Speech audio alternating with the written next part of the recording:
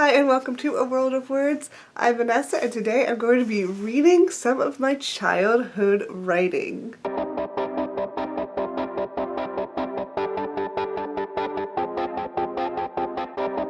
So this video, I have seen some other people do it on AuthorTube and I thought it looked like so much fun to read your childhood writing.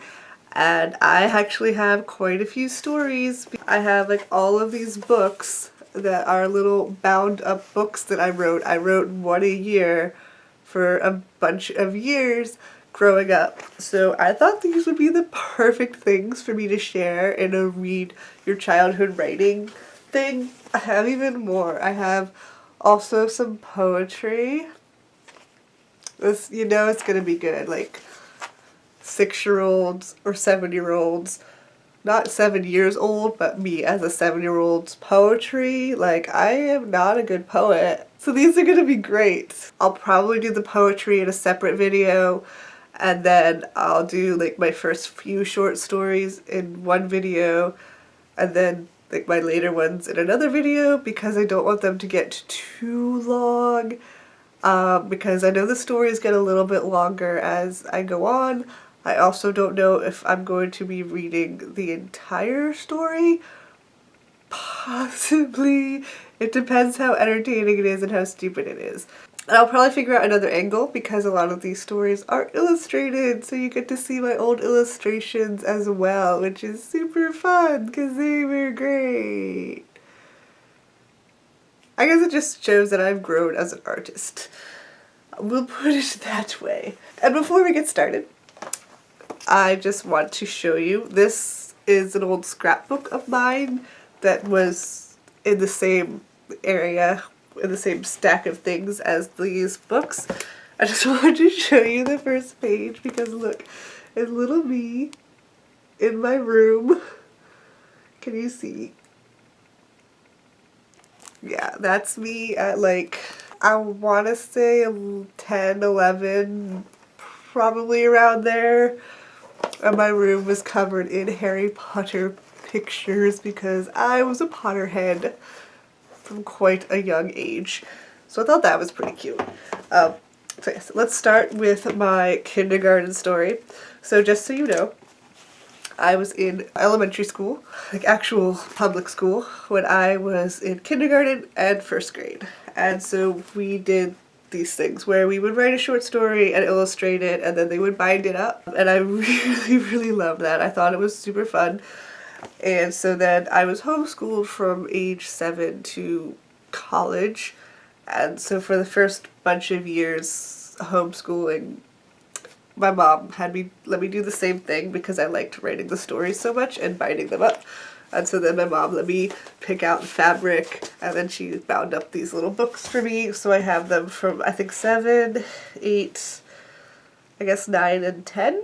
It seems like I stopped at 10 because at 10 or 11 is when I was inspired to write my first novel, which we'll get into later, maybe. I don't know if we want to go there. First, let's go. I'm going to start, obviously, at the youngest age. So this is my kindergarten book. I was 5 years old when I wrote this. So I need to do a little bit of background to explain this story. My family would go to the beach every summer, and we spent a lot of time at the beach. And at the beach, I don't know if you've gone to the beach, you probably know about sand crabs. If you don't really go to the beach, like when the water rushes in, there are these little creatures, they're called sand crabs, and they dig around and like they come up. I think they're looking for seeds or something to eat, I'm not really sure. But when the ocean drags away, they like dig and try to escape like down into the sand. And so me and my sister and our cousins, we would always like to dig up the sand crabs and collect them in buckets. I don't really know, it was fun to collect the sand crabs basically. So that's what inspired this story.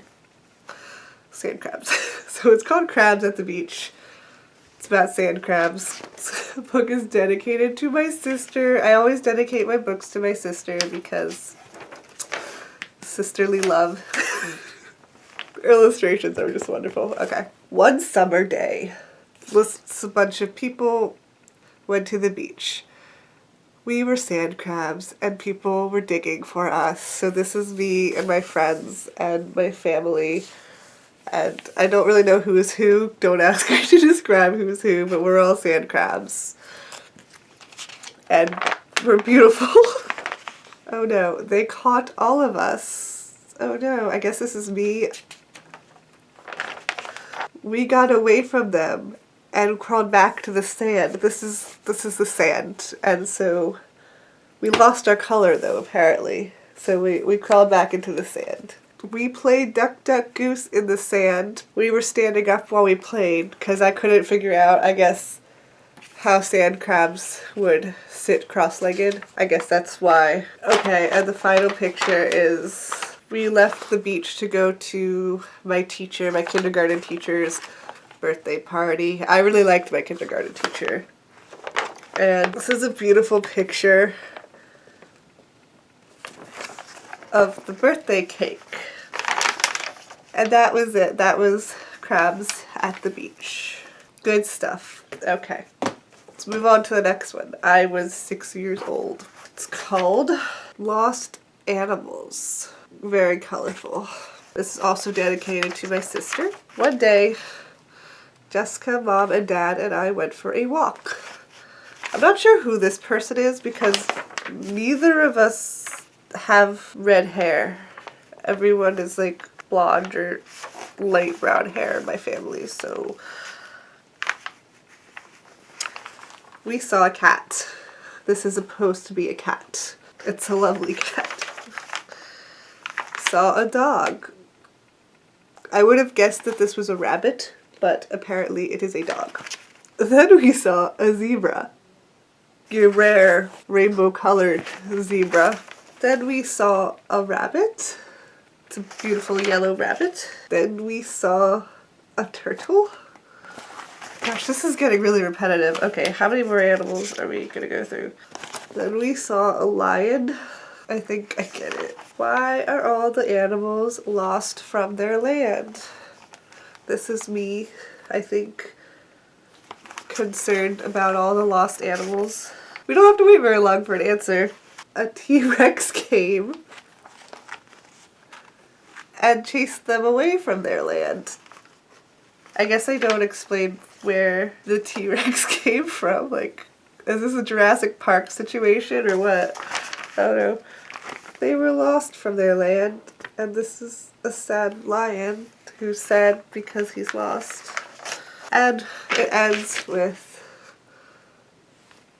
we helped all the animals find their homes. Another brilliant work of fiction by yours truly. And I have a lovely author photo here. That's me.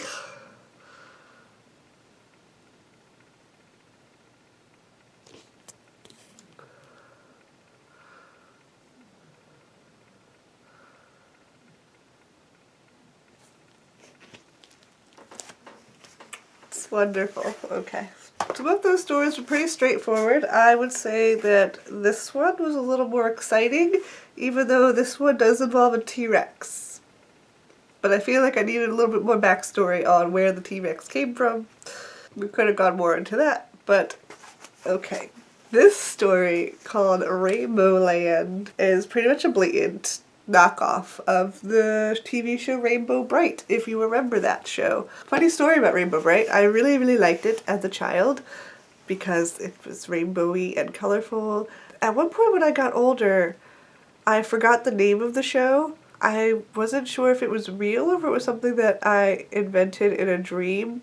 So there was a period of time when I was convinced I dreamed it all. But then, years later, fun story, I found it again at the movie store and realized it was real and I hadn't imagined the whole thing. So that's a fun story for the ages. But yeah, this is a blatant knockoff of that. Oh no, it's falling apart. No. Not Rainbow Land. Okay, this one I might just have to insert pictures of it because it's falling apart, so I don't want to hold it up. Once upon a time, there was a land called Rainbow Land. In Rainbow Land, there were lots of beautiful rainbows. Rainbow Land had lots of colorful meadows and forests, and there were the 3 colorful houses and 3 colorful stables. In Rainbow Land, there were 3 unicorns. One unicorn was white with a red, yellow, green, and blue mane and tail. His name is Rainbow. So we're switching from past tense to present tense, apparently. Another unicorn was pink with a... looks like my mom wrote in corrections about the tense. Was pink with a white heart on her forehead. Her name was Heart. The third unicorn was purple with a light purple mane and tail. Her name was Beauty. I'm pretty sure the rainbow one and the pink one were actually from Rainbow Bright. I don't know about the purple one, but it's likely. Each unicorn had a different owner and gave the owner special powers. Rainbow's owner was Rose. Rose had the power of the rainbows. Heart's owner was Daisy. Daisy had the power of bravery. She could help somebody to be brave. Beauty's owner was Violet. Violet had the power of the weather. Their hands and arms are quite something. There was also a land called the Dark Land. The Dark Land had only dark colors in it. The colors were dark orange, dark red, dark purple, and dark blue. The queen of the Dark Land and Inky and Stinky lived in the Dark Land. I think we could figure out that the queen of the Dark Land lived in the Dark Land. They were trying to take over Rainbow Land because they hate colors. You'd think they would be happy in the Dark Land then, but, evil villains have to have their plot. They had color suckers and color shooters to take all the colors out of Rainbow Land. Oh no. The queen of the Dark Land and Inky and Stinky, her sidekicks, lived in the Dark Land castle. Now, if you watched Rainbow Bright, I don't know if there's a guy called Inky and Stinky, but there is someone who has a very similar name, and I think there might also be an evil queen. So, again, this is pretty much copying Rainbow Bright. And there's a beautiful picture of the castle. One day in Darkland, the queen told Inky and Stinky to take color suckers to Rainbow Land and suck all the colors out of Rainbow Land. When Inky and Stinky got to Rainbow Land, they tried their color suckers. Stupid color sucker, said Stinky. What? Said Inky.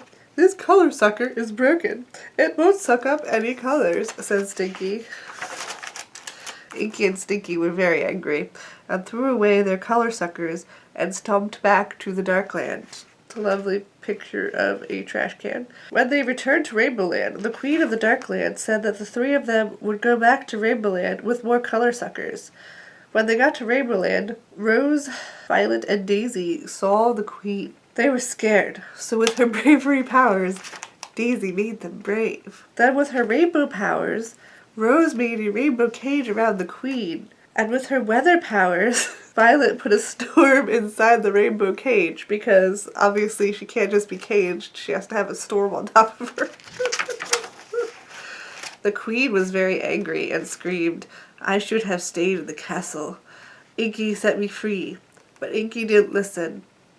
The queen yelled, if you don't set me free, I'm going to kill you when you get out of here. If you ever do get out of there, you bossy lady, Inky yelled back. Good insult, Inky, bossy lady. Then Rose noticed the flowers were running out of colors, and she had to tell her friends. Daisy, Rose, and Violet rode their unicorns back to Darkland. They wanted to get some more color shooters so they could shoot colors back into Rainbow Land. So I guess we never established this, but there is something called color shooters to shoot colors back into places.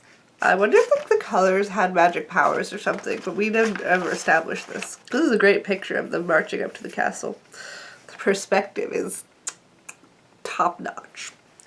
Daisy saw the dark castle and she told her friends. Rose said, let's go in. I'm scared, said Violet. Daisy used her bravery powers to make Violet brave, and then Daisy, Rose, and Violet went back into the dark castle. Oh gosh, the colors in the dark castle were black, really dark blue, really dark purple, dark red, dark gray, and dark brown. Don't say what items these colors are, that's just the color palette inside of the dark castle. Rose said, they don't have any colors in here. Why don't they? Said Violet. Because they hate colors, said Daisy. Oh yeah, said Violet. I forgot. That's some good dialogue. Rose found a color shooter and they rode their unicorns back to Rainbow Land. So that was a very exciting adventure in the castle.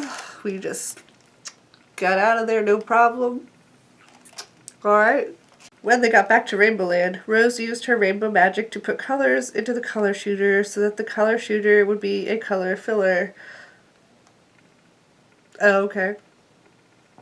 Then Rose shot the color shooter and Rainbow Land became colorful again. Yay! The queen, oh gosh, of Darkland died because she could not get out of the rainbow cage. So these girls just killed her. That's kind of violent. She hated colors so much that she couldn't be around them too long. Inky and Stinky died because they got lost in Rainbow Land and because they hated colors just as much as the Queen of Darkland. Yay! They died. When Rose, Violet, and Daisy found out that Inky and Stinky and the Queen of Darkland were dead, they made Darkland a beautiful place. And now it's colorful, and they lived happily ever after.